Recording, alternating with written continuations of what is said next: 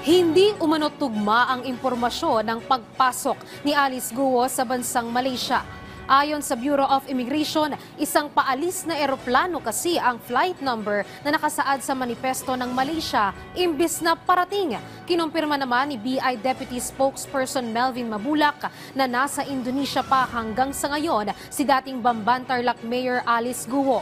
Anya, kumpirmado rin na pasaporte ng Pilipinas ang gamit ni Guo batay sa nakikita sa flight details na nakuha mula sa mga bansang Indonesia, Malaysia at Singapore. Sa kasalukuyan, hindi pa tapos ang investigasyon at wala pang nakikitang mga pangalan ni Alice Guo sa mga manifesto sa Pilipinas. Kaya naman, malaki ang posibilidad na hindi umano dumaan sa tamang proseso si Guo. So far sa atin pong nakikita sa record, wala tayong nakikita na may kasama doon na immigration.